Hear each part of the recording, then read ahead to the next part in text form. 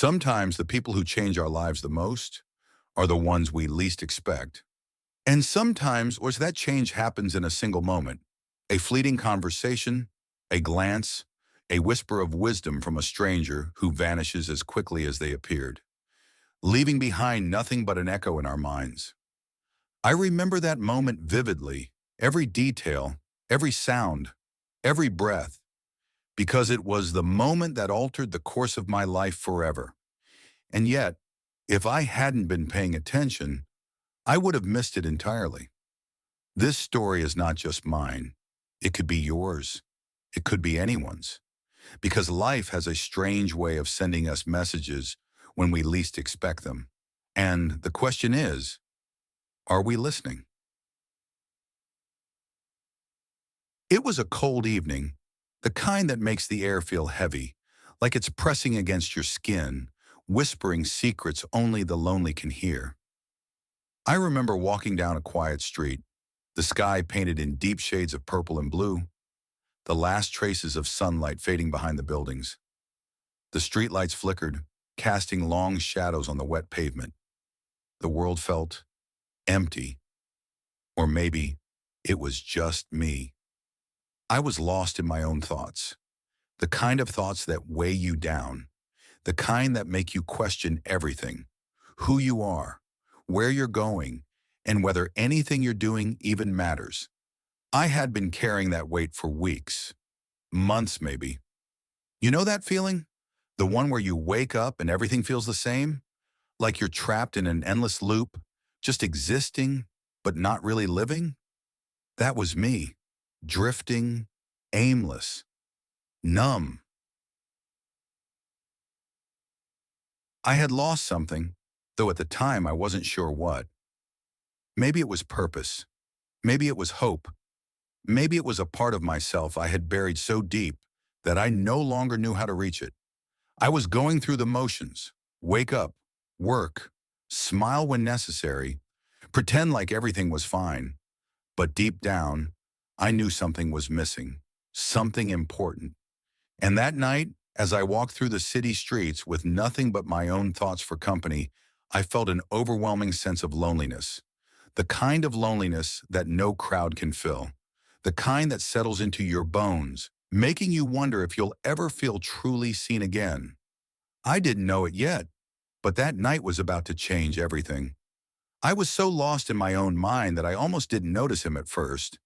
But then, there he was, a man sitting on a worn-out wooden bench near the park entrance. He looked different, not in a way that stood out, but in a way that made you look twice, like he belonged everywhere and nowhere at the same time. He was old, not ancient, but old enough that you could see time had left its mark on him. His hair was a mix of silver and white, his beard thick but neatly kept.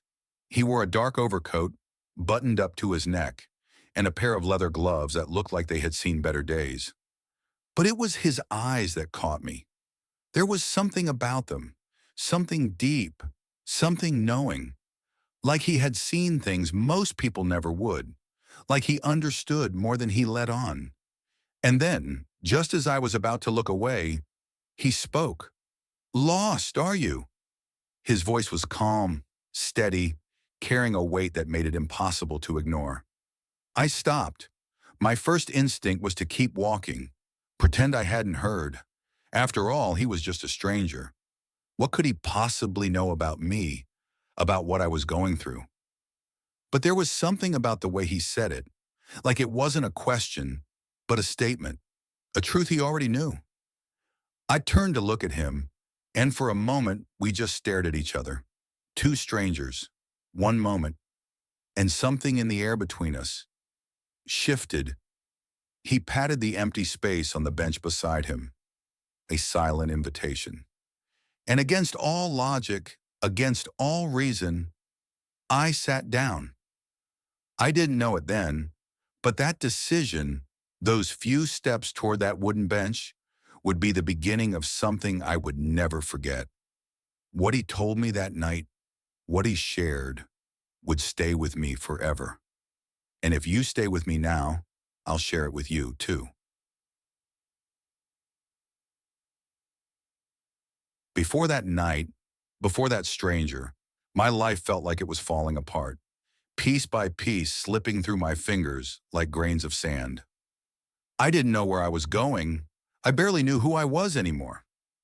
Maybe you've been there too. That point where nothing makes sense anymore, where you wake up and the world looks the same, but something inside you is different, broken, lost. I remember it so clearly, the moment when everything started unraveling. It started with a loss. Someone I loved deeply was gone. Not suddenly, not violently, but in a way that left an emptiness so vast I could feel it stretching inside me like an endless, hollow space. At first I tried to pretend it didn't affect me. I kept moving, kept pretending. But grief has a way of finding cracks in even the strongest walls. I stopped answering phone calls, stopped showing up to things that used to matter, stopped believing that tomorrow would be any different from today. And then, as if life wasn't done testing me yet, the financial struggles came next. Bills piled up, opportunities slipped away, and with every passing day, I felt more like a shadow of the person I used to be. But the worst part? It wasn't the loss. It wasn't the struggle. It was the loneliness. I didn't trust people anymore, didn't trust the world, and maybe I didn't even trust myself. I told myself I didn't need anyone, that I could handle it all alone. But deep down, I knew the truth. I was tired. So tired. That's how I ended up there that night. A small train station at the edge of town. The kind that nobody really notices. The kind where people come and go without a second thought. A place where everything feels temporary, fleeting, just like life itself. The rain had just stopped, leaving the ground slick and glistening under the dim glow of streetlights. A faint mist curled around the empty benches, making the whole world feel surreal. The air smelled like wet pavement and old wood, and the silence was thick, broken only by the occasional hum of a passing car in the distance. I sat on one of those cold metal benches, staring at the empty tracks, feeling like I was waiting for something, but I didn't know what. Maybe a sign, maybe an answer, maybe just someone to tell me it was all going to be okay. But no one came. At least, not at first. I remember pulling my coat tighter around me, trying to fight the cold. But it wasn't just the weather. It was something deeper. A chill that lived inside me, one that no amount of warmth could fix. I kept playing the same thoughts over and over in my mind. How did I end up here? When did things start to go so wrong?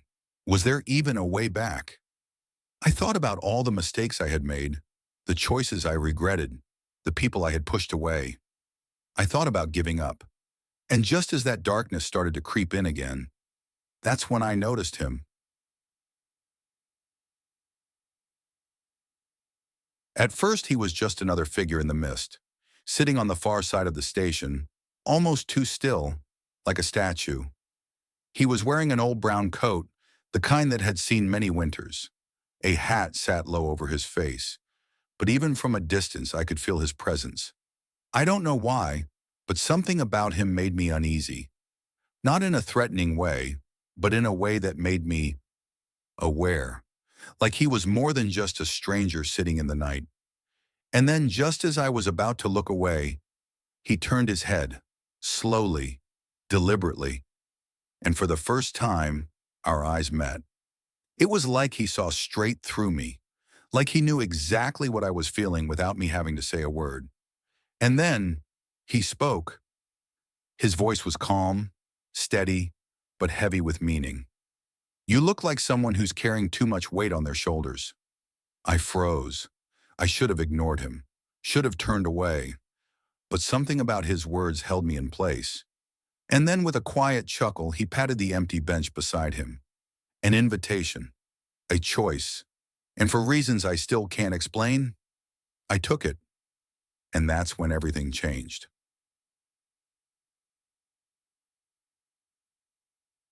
I had no idea who this man was, no idea what he was about to tell me.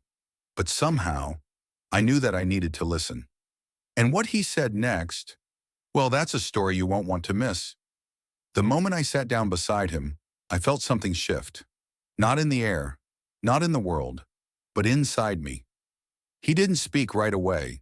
He just sat there, hands resting on his lap, staring at the tracks like he'd been watching them for years.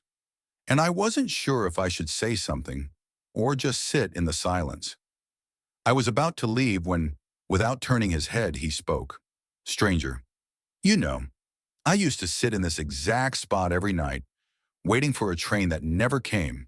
His voice was low, rough at the edges, like someone who had spoken too many words in a lifetime, but still had something left to say. I wasn't sure how to respond. I didn't know him. I didn't owe him anything. But something about his words made me pause. And before I could stop myself, I asked, why? Stranger, because I was waiting for something to change, for life to give me a sign, for everything to finally make sense. But life doesn't work that way, does it? His words hung in the air, heavy but familiar. And for the first time in a long time, I found myself answering honestly. No, it doesn't. He turned to me then, his eyes, dark, steady, knowing, locked onto mine, and for a second, it felt like he could see right through me. Stranger, you look like someone who's been waiting too. I swallowed hard. I wanted to deny it, to brush it off, but deep down I knew he was right. So I said nothing.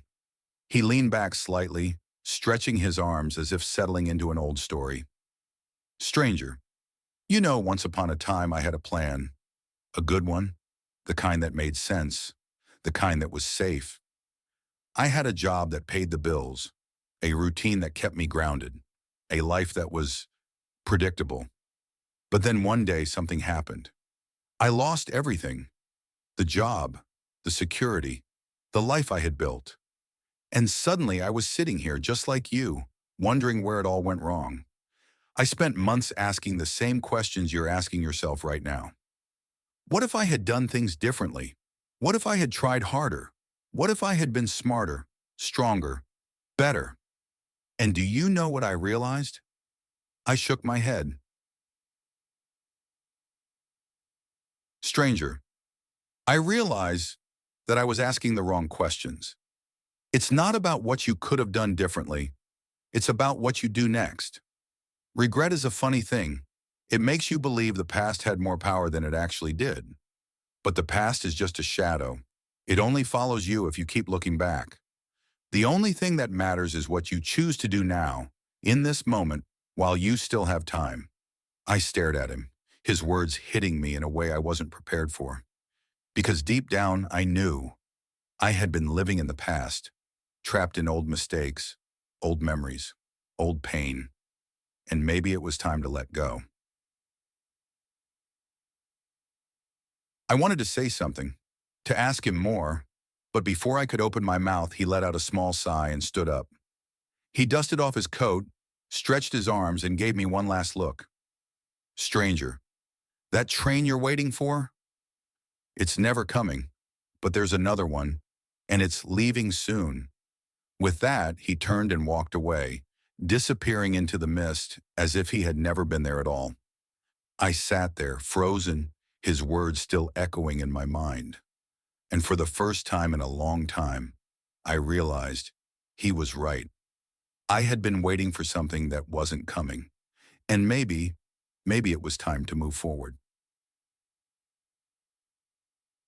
I never saw him again, never got to ask his name, never got to thank him. But his words stayed with me, and in the days that followed, they changed everything. Because for the first time in a long time, I finally understood what I needed to do next. Some conversations slip away like water through fingers. But this one stayed. Days turned into weeks. Weeks turned into months. And no matter how much life moved forward, I kept hearing his words. Regret is a shadow. It only follows you if you keep looking back. I tried to shake it off, to convince myself it was just a random encounter with a stranger I'd never see again. But deep down, I knew it wasn't random at all. At first, it was subtle. I started noticing things differently. The way people spoke, the choices I made, the way I held on to things that weren't serving me. Every time I hesitated, every time I let fear stop me, I heard his voice again. The only thing that matters is what you choose to do now, in this moment, while you still have time. And so, I made a choice.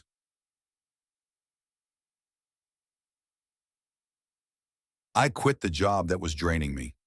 I called the friend I hadn't spoken to in years. I booked the ticket I had been too afraid to buy. And for the first time in a long time, I started living. Not waiting, not regretting, not overthinking.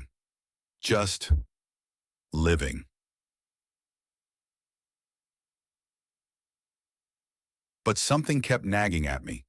Who was he? Why was he there that night? Had I imagined it? Had he been real at all?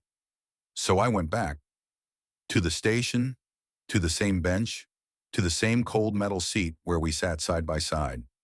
I waited. Minutes passed, then hours. Nothing.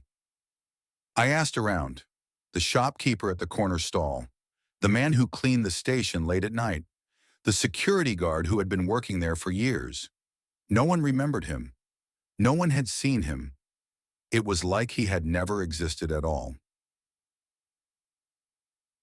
And then, it hit me. Maybe he was never meant to stay. Maybe he was just there to give me the push I needed. Maybe some people walk into our lives not to be a part of it forever, but just to change it in ways we can't yet understand. That night I stopped looking for him, because I realized I wasn't supposed to find him. I was supposed to find myself. I don't know where he is now, or if he ever thinks about that night the way I do, but I do know this. I walked into that train station lost, and I walked out free. Life is full of unexpected encounters. Some people come into our lives for just a moment, but their impact lasts forever. Think about it. A kind word from a stranger when you were having the worst day. A conversation that shifted your perspective in ways you didn't expect. A moment that seemed ordinary until you realized it wasn't. Maybe these encounters aren't accidents at all. Maybe they are exactly what we need, exactly when we need them. I spent so much time searching for answers in the big things, achievements, plans, goals, but the greatest lessons? They came from the places I least expected. A stranger in a train station, a single conversation, a moment that changed everything. And I wonder, how many times do we miss these lessons because we're too caught up in the rush of life? What if, just for a moment, we slowed down? What if we started listening? You never know when you might change someone's life. A smile, a simple word, a moment of kindness. What if the stranger that changed my life had ignored me that night? What if he had decided not to speak? Sometimes we think our actions are small, insignificant, but to someone else, they could mean everything. So be kind, be present, be willing to listen, because one day, without even realizing it, you might be that stranger to someone else. Life is always speaking to us, through people, through moments, through the unexpected. The question is, are you listening? If this story resonated with you, if it made you think about the moments in your own life that seemed small but meant everything, I'd love to hear your thoughts. Like this video if you believe in the power of unexpected encounters. Subscribe if you enjoy stories that make you reflect and see the world differently. Leave a comment. Have you ever had a moment like this? A stranger who changed your life, even in the smallest way? Share your story below. Because sometimes the stories we tell are exactly what someone else needs to hear.